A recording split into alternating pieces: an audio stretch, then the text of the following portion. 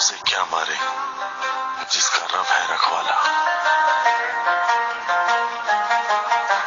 वो अपने मददगारों का मुहाफिज है, अल्लाह सबका हाफिज है। हस्बी रब्बी जल्लल्लाह माफी कल्बी गैरुल्लाह नूरे मोहम्मद सल्लल्लाह ला इलाहा इल्लल्लाह। हस्बी रब्बी जल्लल्लाह माफी कल्बी गैरुल्लाह नूरे मोहम्मद सल्लल्लाह ला इलाहा इल्लल्लाह।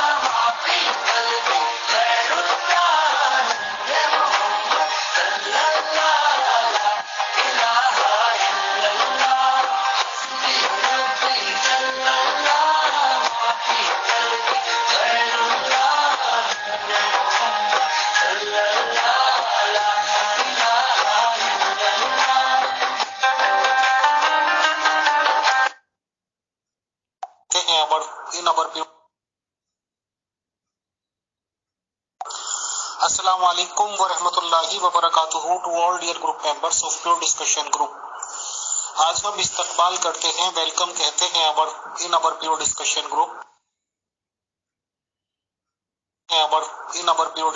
ग्रुप। मोहतरम अली शेर साहब का उनके बारे में ये जानकारी मिली है कि उन्होंने अहमदियत ज्वाइन की थी, बट उसके बाद उनके साथ कुछ अजीबो गरीब हालात पैदा हुए या जो भी मसले मसाइल हुए हैं, तो उनको आज इनवाइटेड किया गया है ये मालूमात हासिल होने के बाद कि आखिर हुआ क्या है और सही जानकारी मिल सके और उनसे बातचीत हो सके। तो आइए अली शेर साहब, वेलकम। जब मैं बात कंप्लीट कर चुका हूँ तो प्लीज इन साहब को भी इस ग्रुप का एडमिन बनाया जाए और इनके जो सवालात हैं तो काश मैं इनके सवालात का जवाब दे सकूं। अली शेर साहब, आप अपना तारुफ ग्रुप मेंबर्स को करा दीजिए कि आपने अहमदियत ज्वाइन कब की और आपके साथ क्या मसले हुए, तो थोड़ा सा बता देंगे तो मुझे भी और मेंबर्स को भी जानकारी मिल जाएगी। शुक्रिया। अस्सलाम वालेकुम, मेरा नाम अली शेर है। मैं झंग से ताल्लुक़ रखता हूँ। लाहौर पंजाब यूनिवर्सिटी के एफिलिएटेड अदारे से BScs कर रहा हूँ और आर्टिफिशियल इंटेलिजेंस में DEE कर रहा हूँ। साथ में ऑनलाइन कोर्सेज में पाइथन सीख रहा हूँ। मैं अपना तारुफ करवाना इसलिए ज़रूरी समझता था क्योंकि यहाँ पर बहुत सारे लोग तो वैसे ज़ौक़ आगाही में भी हैं, लेकिन बहुत सारे न्यू भी हैं। ये हाई स्कूल पहुंचते ही मैंने तकरीबन मेरे काफ़ी सारे फ्रेंड्स थे जो शिये भी थे, देवबंदी भी थे, बरेलवी भी थे और अहले सुन्नत से ताल्लुक़ भी रखते थे।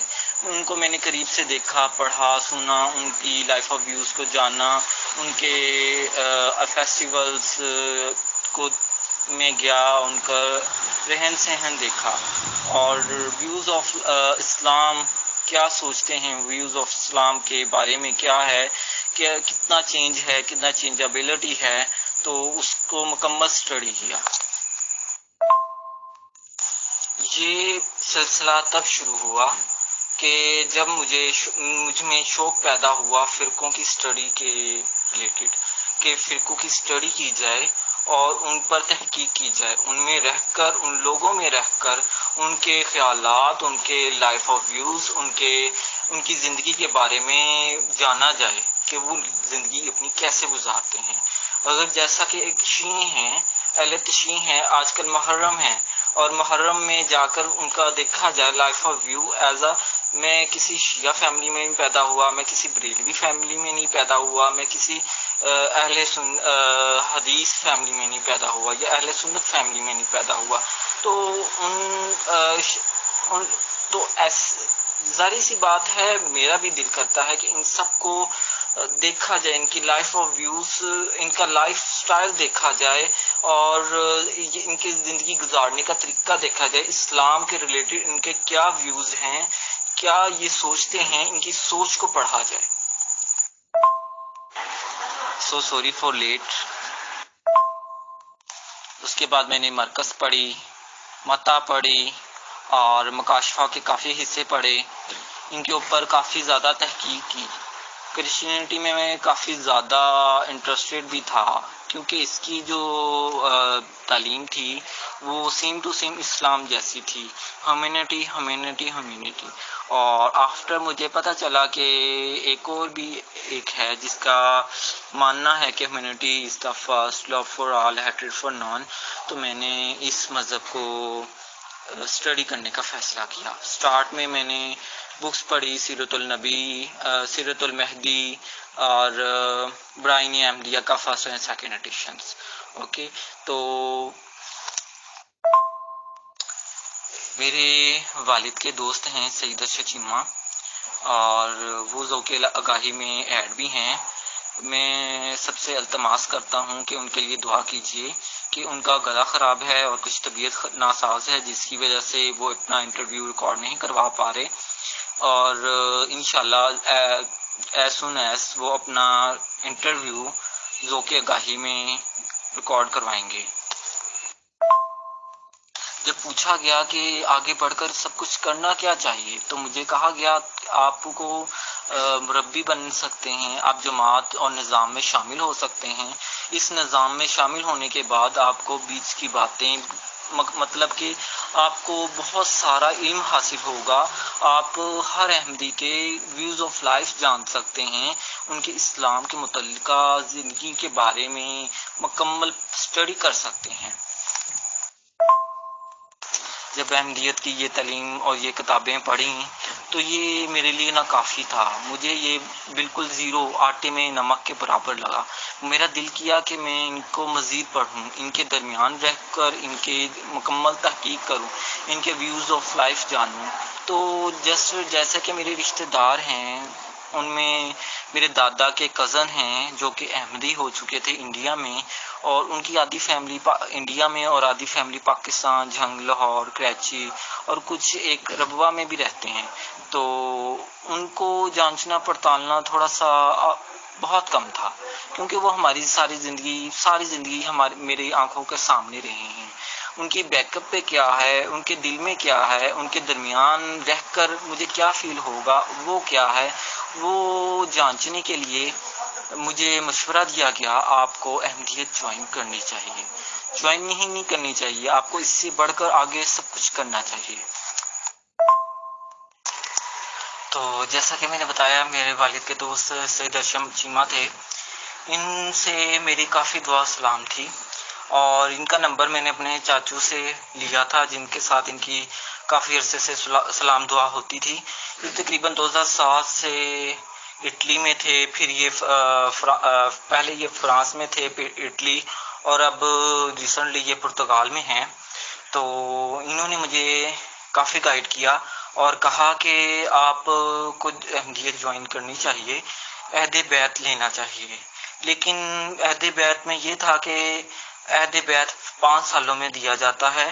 फर्स्ट 3 साल में ये होता है कि आपका मुकम्मल देखा जाता है, परखा जाता है, फिर उसके बाद आपके बैत फार्म जारी होते हैं, आप चंदा अदा करते हैं, 2 साल आपको मुकम्मल देखते हैं और उसके बाद जाकर आप जमात में शामिल हो पाते हैं।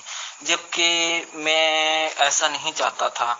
मैंने उनसे कहा कि मैं बैत एक और भी है कि बैत होना बहुत मुश्किल है, वो भी पाकिस्तान में। बैत फार्म पाकिस्तान आते आते 3 साल लगते हैं, खलीफा को एक मुकम्मल ख़त लिखना पड़ता है,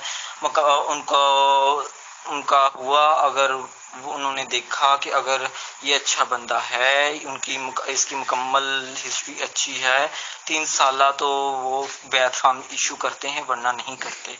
तो सईद अर्शद चीमा ने मुझे ख्याल पेश किया क्यों ना आपकी मैं तजनीद करवा दूं। तजनीद मतलब ये होता है पैदाइशी अहमदी की ही तजनीद होती है, ना कि किसी गैर अहमदी की कभी तजनीद नहीं हुई।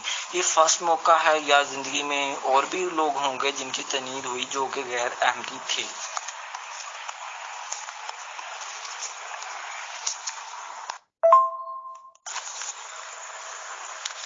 मेरी फर्स्ट जर्नी जो है वो सियालकोट डस्का कुंडन सियान में हुई। जैसे अगर आप डस्का में बम्बा वाला नहर से जैसे वजीराबाद की तरफ जाएं तो रास्ते में कुंडन सियान आता है, तो वहां से मेरी तनीद हुई मास्टर नज़ीर अहमद साहब के हाथ पे, और मैंने फर्स्ट चंदा 300 रुपये अदा किया। मेरे बहुत सारे सवालात हुआ करते थे जो कि जवाबात सईद अर्शद चीमा नहीं दे पाते थे, तो उन्होंने मुझे ताहिर मेहदी साहब का नंबर दिया।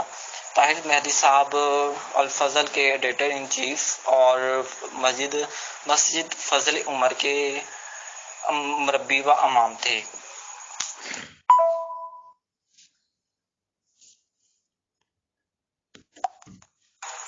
जब मैं घर पहुंचा तो उन्होंने मुझसे मेरा आने का मकसद पूछा, तो मैंने उन्हें मकसद बताया। मैंने कहा कल मुझे निज़ाम जमात से मिलना है।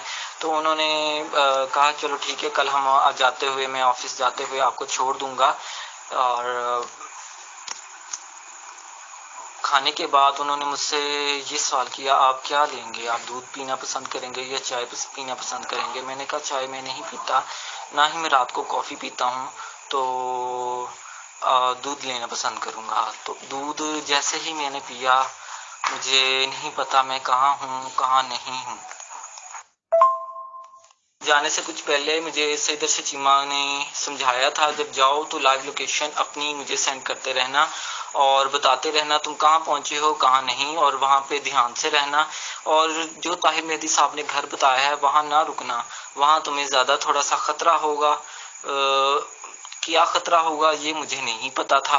और उन्होंने मुझसे कहा कि मेरे रिश्तेदार भी हैं, मेरे दोस्त भी हैं, जानने वाले हैं, मेरे इलाके के हैं, सरफराज अली साहब, इनके यहाँ रुकना, ये दारुल सदर में रहते हैं। और पूछने पर मालूम हुआ इनके जो वालिद हैं वो सदर थे पहले कभी, और मुकम्मल इंफॉर्मेशन मेरे पास अभी नहीं है फिलहाल। तो जब मैं रब्बा पहुंचा तो सरफराज लाली साहब का फ़ोन एंगेज्ड आ रहा था, तो मजबूरन मुझे फरहान मुनव्वर साहब का नंबर मिलाना पड़ा। उन्होंने अपने भतीजे को मुझे रिसीव करने के लिए भेजा, और जैसे मैं दारुल फजल में दाखिल हुआ तकरीबन शाम हो चुकी थी। जाते ही मैंने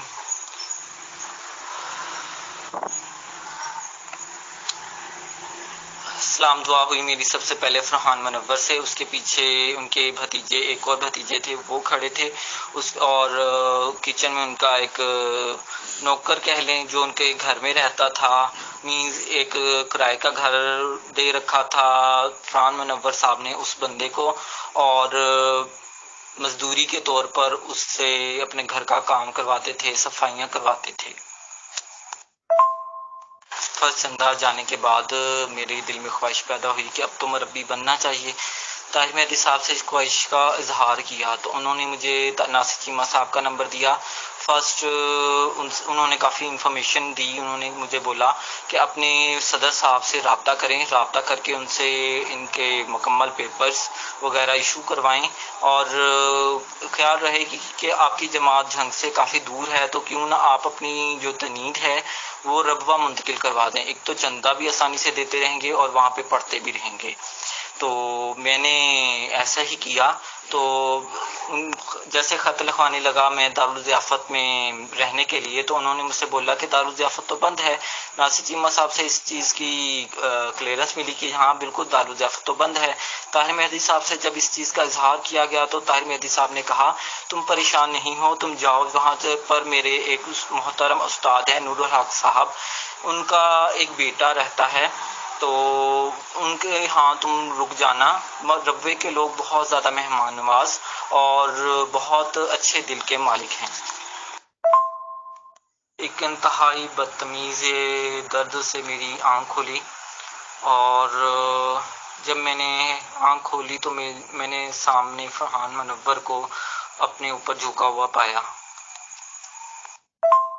जो उस वक्त मेरे साथ गुजरी वो मेरे बयान से बहुत बाहिर है, बहुत ज़्यादा।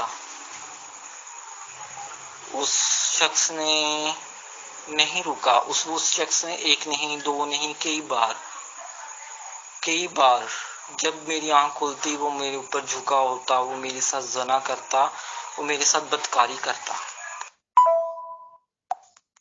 ये जहन्नुम 2 रातें एक दिन मेरे लिए बना रहा और वो मुझसे सुबह वो काम पर जाता है, शाम को काम पर से आता, उसे नहीं पता कि मैंने बाथरूम करना है, उसे नहीं पता कि मुझे भूख लगी है, उसे नहीं पता कि मुझे प्यास लगी है। उसे सिर्फ एक ही चीज की फिक्र होती, किसी तरह इसका यूज किया जाए। मेरे साथ उसने एक नहीं, दो नहीं, कई बार बदफेली की।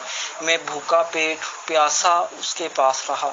उस शख्स को जरा मेरे पर रहम ना आया। उसने मेरा मोबाइल ऑफ था, उसने चार्जिंग लगाई और मेरा मोबाइल ऑन किया। बहुत सारी कॉल्स आई हुई थी, सैयदा शकीमा साहब की थी, मेरे फ्रेंड्स की थी और उसने मुझसे पूछा कि क्या तुम आने से पहले किसी को बताकर आए थे? तो मैंने उससे कहा कि हाँ, मैं सैयदा शकीमा जो कि मेरे वालिद के दोस्त थे उन्हें बताकर आया था और जब यहाँ आया था तो लोकेशन मेरी ऑन थी, जिसका मतलब ये लास्ट लोकेशन थी मेरी, और तुम्हारा नंबर, सरफराज लाली का नंबर मैं बाकायदा अपने दोस्त और जो कि सैयदा शकीमा साहब के पास तो पहले से था तो उनको देकर आया था। तो उसने तब मेरी कुछ पिक्स बनाई, उसी हालत में मेरे बंधा हुआ था, उसी हालत में उसने मेरी पिक्स बनाई और वीडियोस बनाई और मुझे धमकी दी, जब मैं बुलाऊंगा, जब मैं कहूँगा तुम्हें मेरे पास आना पड़ेगा। इस शैतान आला ने मुझे से वादा लिया, जब मैं बुलाऊंगा तुम मेरे पास थोड़े चले आओगे, अगर नहीं आओगे तो ये वीडियोस, ये तस्वीर मेरे पास नहीं रहेंगी, हर मोबाइल में जाएंगी, हर जगह अपलोड होंगी, फिर तुम कहीं मुंह दिखाने के लायक नहीं रहोगे। उसने मुझे ग्लूकोज की बोतल लगाई और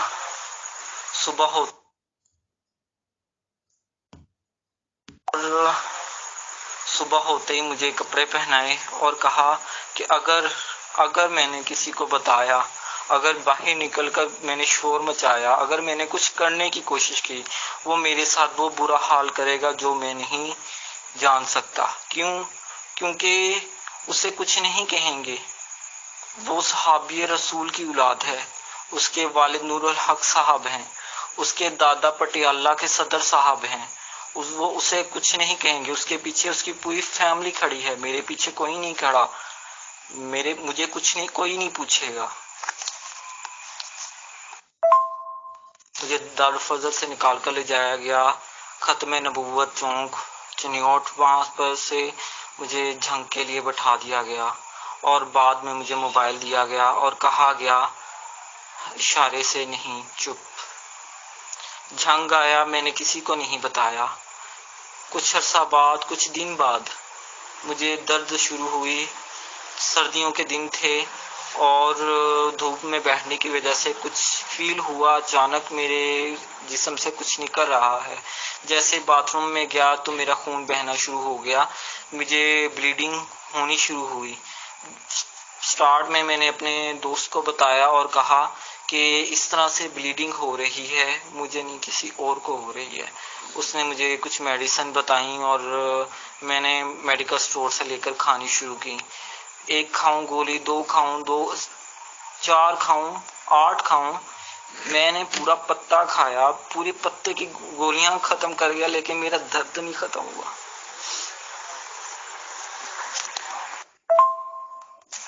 दर्द था कि खत्म होने का नाम नहीं ले रहा था। मेरे साथ जो हुआ वो मुझे नहीं पता मेरा कसूर क्या था। लोग कहते हैं मैं झूठ बोल रहा हूँ, जिसकी फैमिली बहुत इज्जतदार हो और माशरे में एक आला मुकाम हो उस फैमिली का, वो क्या झूठ बोलेगी? क्या एक मर्द झूठ बोल सकता है? क्यों झूठ बोलेगा? अगर तो मैं अपनी पिक शो करूं और पूरी मीडिया में जाकर बताऊं कि मेरे साथ ये हुआ है, इस फलां फलां बंदे ने किया है, और वो झूठी शहरत के लिए तो मैं करूं। मैं ऐसा क्यों कर सकता हूं? किसी पर झूठा इल्जाम क्यों लगा सकता हूं? अली शेर साहब, आपकी एज फिलहाल क्या है और जब ये हादसा आपके साथ हुआ तो कितना टाइम पहले ये हुआ है, बताएं प्लीज। शुक्रिया।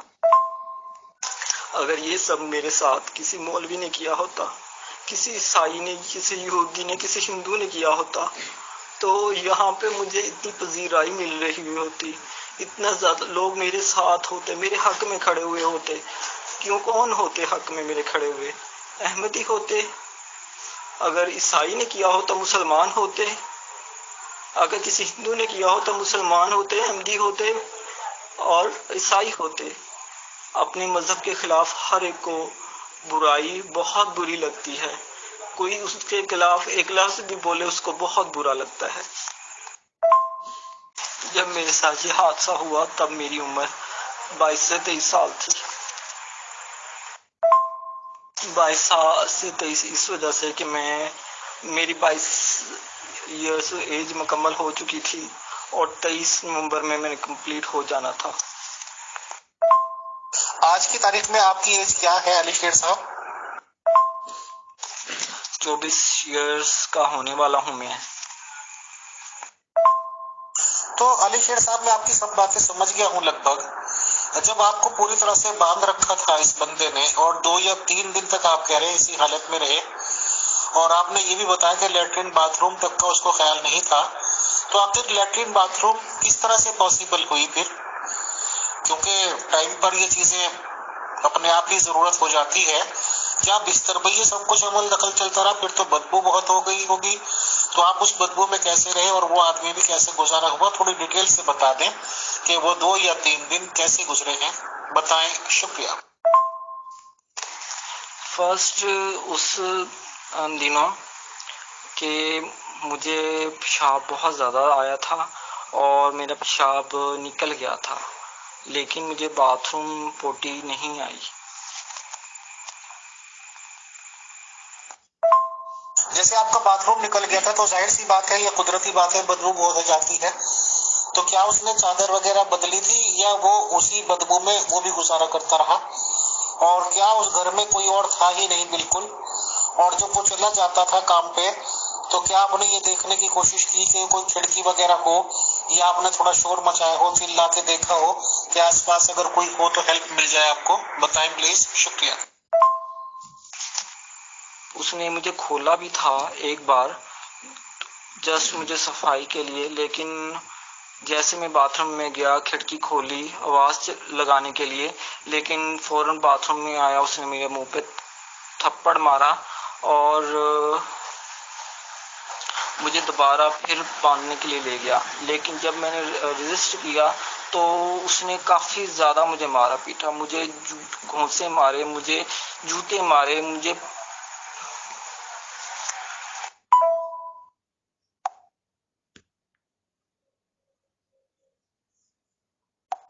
उसने चादर चेंज की थी और चादर चेंज करने के बाद मुझे बहुत ज्यादा बोला था, मुझे जरकोब भी बहुत ज्यादा किया था।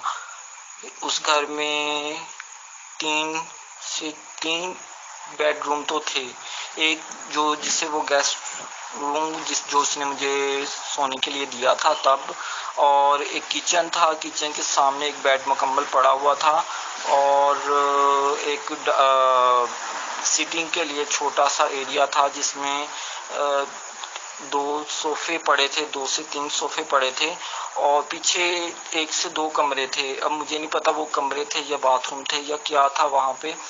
तो अली शेर साहब, 2 या 3 दिन, जितने दिन आप उस आदमी की कस्टडी में रहे हैं कुल मिला के थोड़ा सा आप याद करने की कोशिश कीजिए कि कितनी बार आपके साथ बदफेली हुई होगी, या इस सवाल को इस तरह से ले लीजिए कि एक दिन में, एक रात में कितनी बार उसने बदफेली की, प्लीज बताएं। शुक्रिया।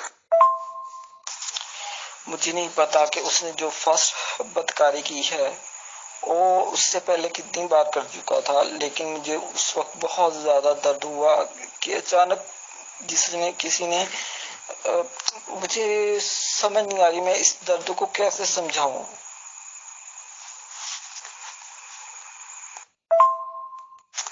उस शख्स ने एक नहीं कई बार की है, लेकिन मुझे याद नहीं कितनी बार किया है। अच्छा अली शेर भाई, जब उसने ये बदफेली आपके साथ की तो क्या उसी वक्त आपको खून वगैरह नहीं आया, थोड़ी बहुत ही देर बाद नहीं आया, या बस जब आप कह रहे हैं कि 2-3 दिन बाद जब वो आपको कहीं छोड़ के आ गया उसके बाद आपको खून आया, फिर आपने किसी दोस्त वगैरह से दवाई पूछी? मतलब जब वो बदफेली करता था, जब 2 दिन उसके पास आप रहे हैं, उस वक्त भी आपको खून आया या नहीं, बताएं। शुक्रिया। उस दौरान भी मुझे ब्लीडिंग हुई, लेकिन इतनी ज्यादा ब्लीडिंग नहीं थी, क्योंकि जब मैंने पेशाब किया था उस बेडशीट के ऊपर तो उस पे खून के दाग बहुत ज्यादा लगे हुए थे, लेकिन इतनी मिकदार में नहीं थे जितनी कि मुझे उस सब होने के बाद हुए।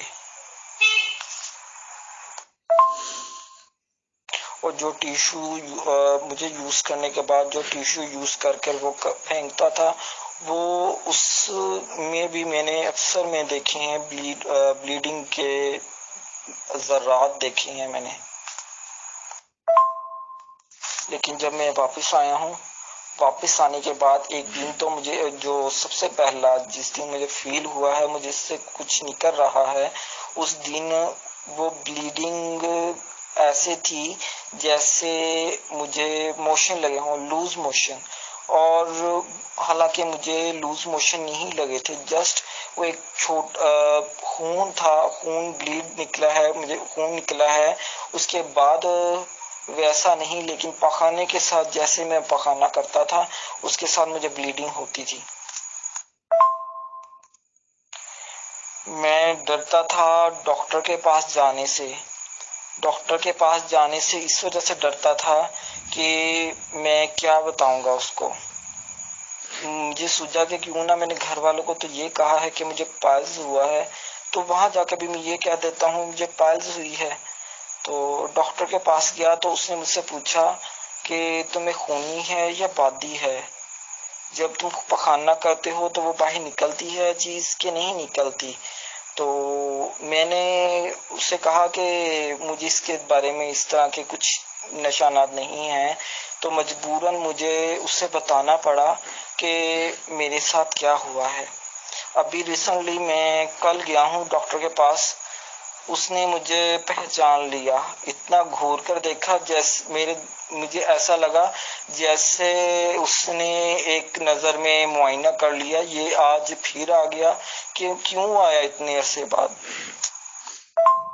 अली शेर भाई, अक्सर औकात मैंने ये देखा है सेक्स में, क्योंकि मुझे तो तजुर्बा भाई अपोजिट सेक्स का ही है, लड़का लड़की का, कि दोनों ही जब सेक्स एंजॉय करते हैं तो अलग अलग पोजीशन लेते हैं, लेटकर, बैठकर या अलग अलग तरीके से। क्या उस शख्स ने आपके साथ कुछ अलग अलग तरीके से यूज किया, या बस ऐसे ही कि आप लेटे हैं नीचे, वो आपके ऊपर लेट गया? इस बारे में बताएं, क्योंकि किसी मेंबर का ये सवाल है। शुक्रिया। उसने मुझे एक ही पोजीशन में यूज किया। अच्छा अली शेर साहब, ये तो बात समझ में आ गई मुख्तसरन कि आपके साथ बदफेली हुई, आप जिस तरह से बता रहे हैं, और 2-3 दिन तक हुई। पहली बात तो ये बात दोहरा दीजिए कि आप उस शख्स के पास क्या करने गए थे, किस काम से गए थे, ताकि ये दोबारा से रिमाइंड हो जाए।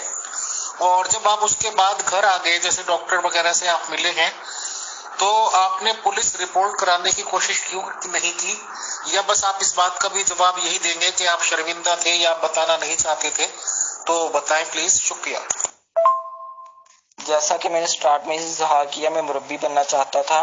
मुरब्बी बनने के लिए मैंने अपने सदर साहब से लेटर लिखवाया और रबवाह की तरफ गया।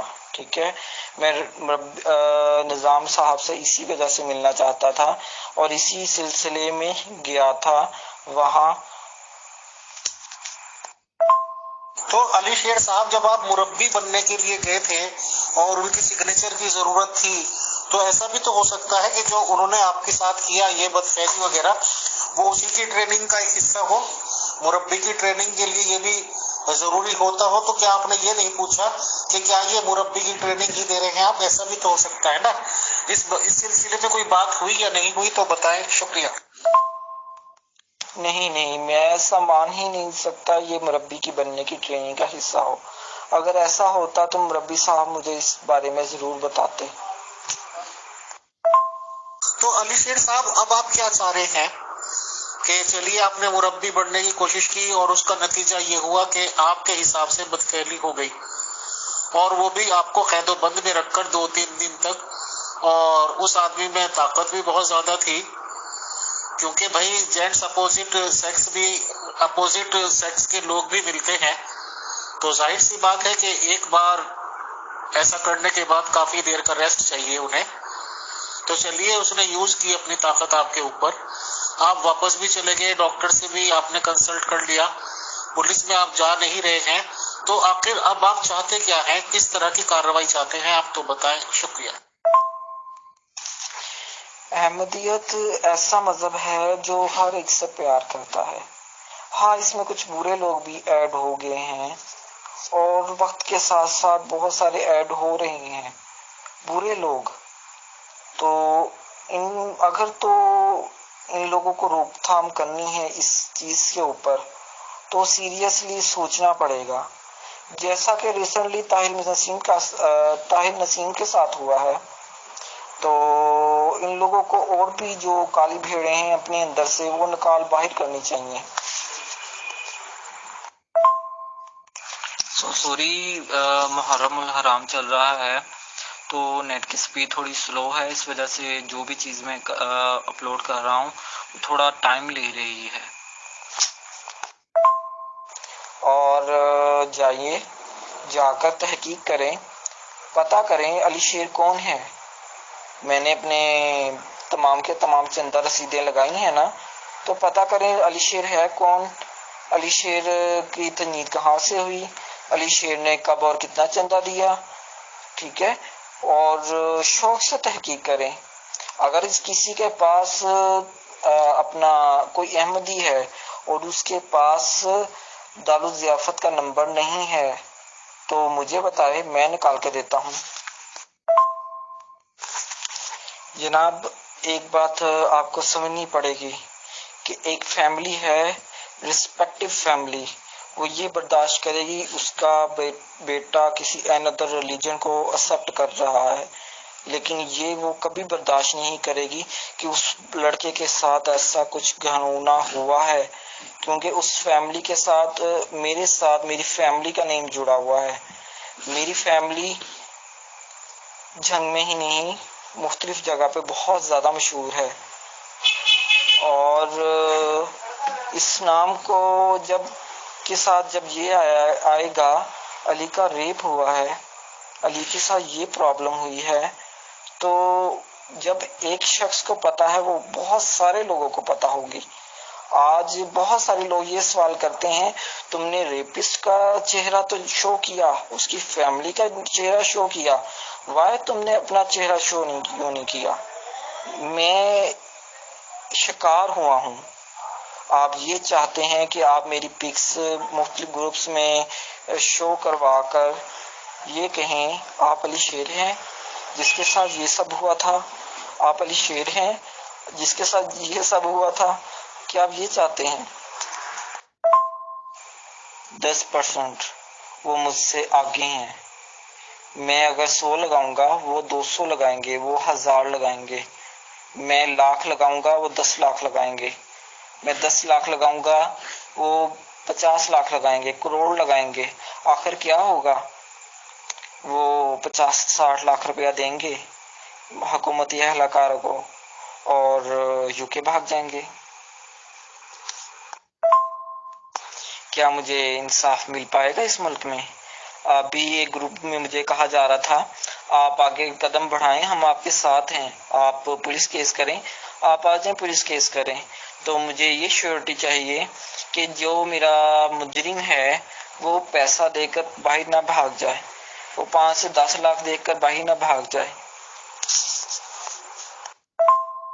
मुझे साइकोलॉजिस्ट की तरफ से कहा गया था अगर तुम करना चाहते हो जो मर्जी करो। तो मैंने एक बार अब ट्राई करने की कोशिश की थी कि मैं उसके खिलाफ कानूनी कार्रवाई करूं। तो मैंने अपने वकील से बात की, तो उसने मुझे कहा है कि अगर इतना अरसा गुजर चुका है तो बहुत मुश्किल है आप उसके खिलाफ कुछ उगल सको। ठीक है, फर्स्ट थिंग के जीन्स तो नहीं मिलेगा, बस इतना शो अप हो जाएगा आपकी रिपोर्ट से कि आप के साथ कुछ हुआ है। ओके, आपके साथ जो भी है जनरल रिपोर्ट्स में सब वाजिया हो जाएगा। सेकंड थिंग, उसने आपको हबस बेजा में रखा है, तो उस हबस बेजा में रखने का केस पाकिस्तान के लिहाज से 8 से 10 साल कैद बामशक्कत होती है और अक्सर केसेस में उम्र कैद भी होती है।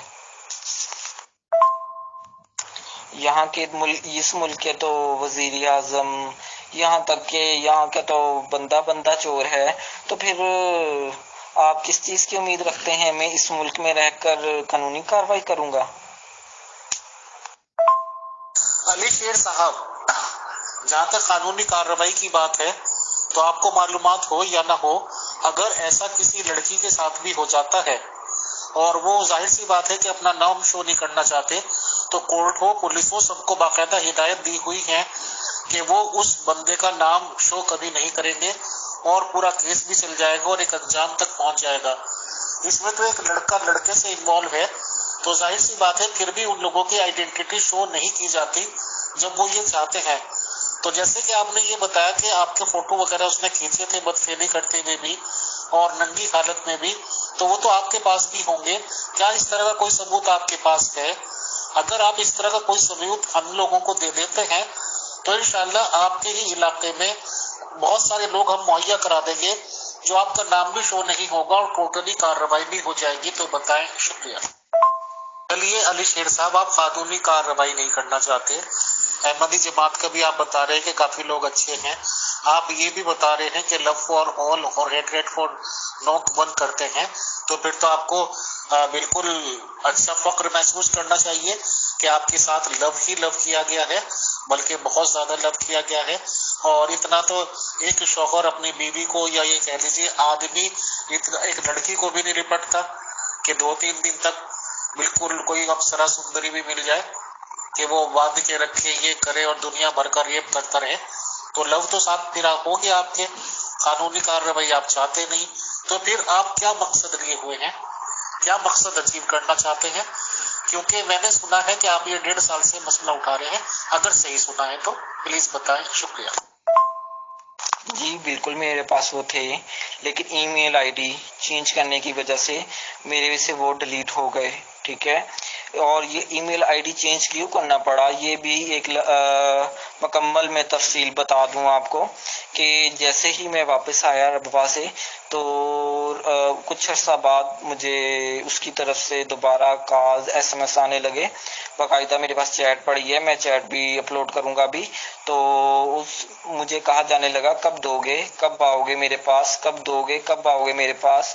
जब मैंने इनकार किया तो उसने मुझे कहा कि तुम्हारी पिक्स बहुत सारी चीजें पड़ी हैं मेरे पास और मैं अपलोड कर दूंगा। तो जस्ट कि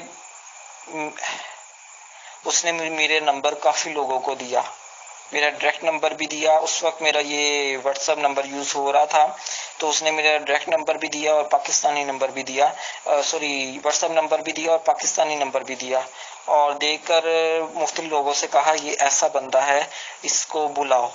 उन्होंने मुझे माइंडली बहुत ज्यादा स्ट्रेस पहुंचाया। इसके चलते कि मैंने खलीफा साहब को खत लिखा, एक नहीं 2 बार खत लिखा।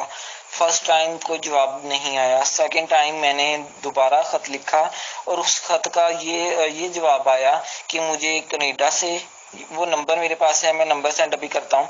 तो वो नंबर, उस नंबर से मुझे कॉल्स व्हाट्सएप पे आने लगे और अक्सर बेशतर मुझे डायरेक्ट कॉल्स आती। कहा जाने लगा कि आपने अगर जमात के खिलाफ, में क्या जमात के खिलाफ जा रहा था, मैं तो सिर्फ और सिर्फ खलीफा साहब को खत लिख रहा था, उनको सिर्फ अपने साथ जो बीता था वो बता रहा था।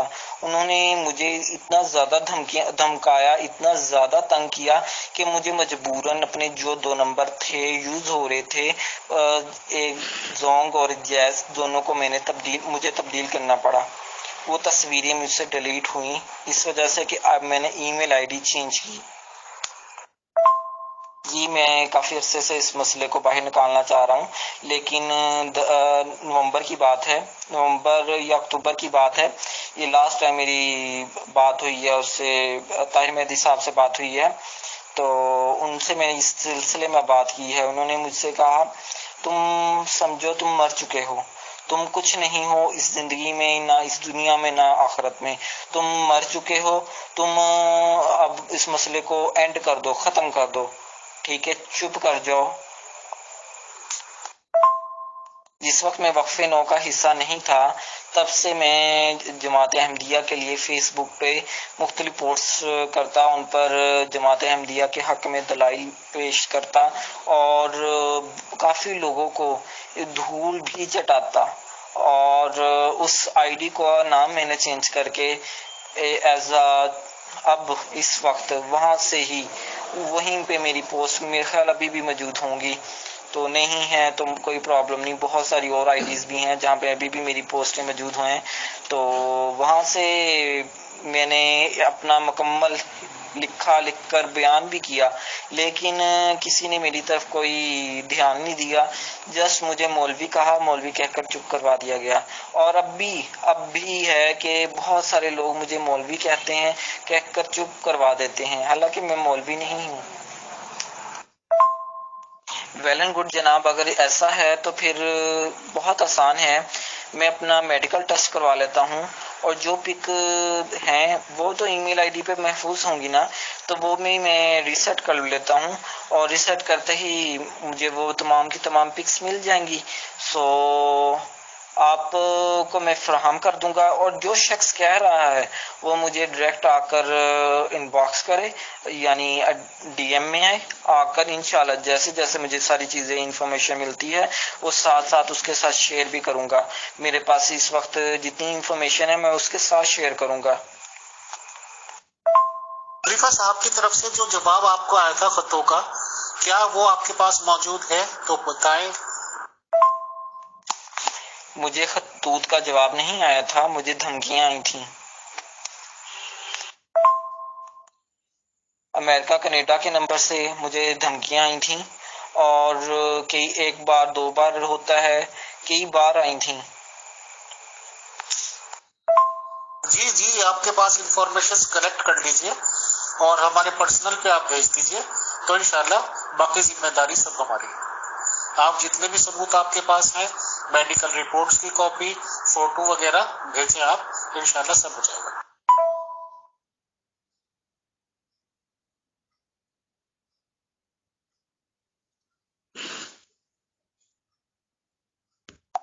अली शेर साहब, आपका प्रोग्राम रखा गया, आपके तमाम पॉइंट्स सुने गए और जाहिर सी बात है कि काफी माइंडेड हमारा मैनेजमेंट है खुदा के फजल से, और माइंडेड ही हमारे मेंबर्स हैं।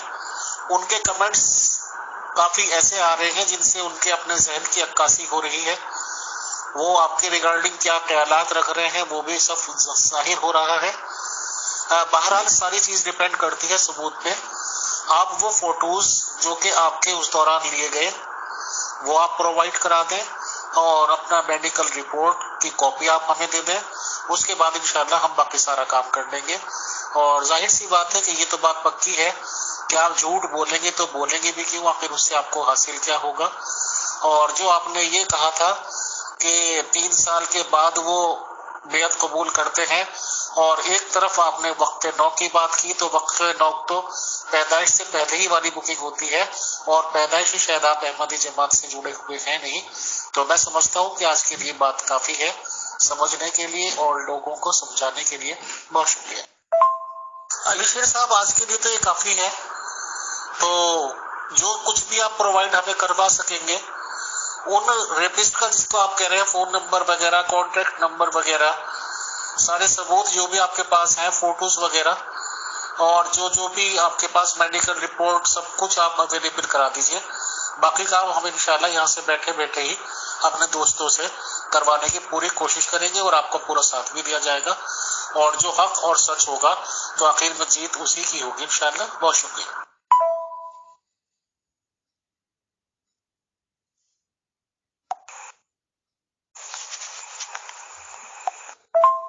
ठीक है अली शेर भाई जी, इंशाल्लाह मैं जो जितनी भी मेरे पास चीज़ें हैं वो मुकम्मल शेयर करूंगा और सब की सब आपको फराहम करूंगा। जितनी इंफॉर्मेशन आपने प्रोवाइड की वो यहाँ पे सेव हो गई, तो इंशाल्लाह आप बाकी सबूत ऑथेंटिक वाले दे दीजिएगा। इंशाल्लाह फिर देखते हैं। बहुत शुक्रिया।